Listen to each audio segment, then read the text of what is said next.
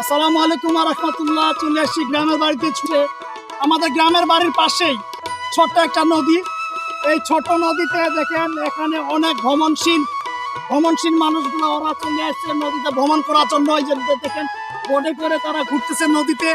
আমার কাছে বিষয়টা অনেক ভালো লাগলো। আমার গ্রামের বাড়ি থেকে 4 কিলোমিটার দূরে এই নদী, টাঙ্গন নদী, যেটাকে বলা হয় টাঙ্গন নদী। আসলে এই টাঙ্গন নদীতে নিয়ে অনেক স্মৃতি আমার। ছোটবেলায় আমি এই টাঙ্গন নদীতে গোসল করতাম। এই যে আমি যে জায়গাটির মধ্যে দাঁড়িয়ে আছি, এটা চরের মধ্যে দাঁড়িয়ে আছি। আমার কাছে বিষয়টা অনেক ভালো লাগলো।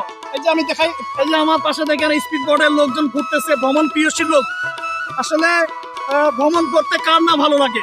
ঠিক ভ্রমণ করতে যেমন ভালো লাগে, গত 2 দিন ধরে অনেক বৃষ্টির কারণে আমি আসতে পারিনি, তাই আজকে চলে আসছি। আসলে এই নদীকে নিয়ে আমার অনেক স্মৃতি লুকিয়ে আছে, যেমন একটি কবিতা না বললে নয়। আমাদের ছোট নদী চলে আঁকে বাঁকে, বৈশাখ মাসে তার হাঁটু জল। আসলে আমরা বৈশাখ মাসে যখন এই নদীতে আসতাম, হাঁটু জল থাকতো। আমরা নদীর এক পার থেকে এক পারে চলে আসতাম, অনেক খেলাধুলা করতাম। এই নদীর মধ্যে আমরা অনেক খেলছি। তাই পুরাতন স্মৃতিগুলোকে আজকে স্মৃতিচারণ করলাম। আমার কাছে অনেক ভালো লাগলো। আপনারা সকলে আসবেন, এই নদীতে দেখার জন্য আসবেন। ভ্রমণ প্রিয়সী যারা যারা আছেন অবশ্যই ঘুরে যাবেন, খুব ভালো লাগবে। ধন্যবাদ, ভালো থাকবেন সবাই। আসসালামু আলাইকুম।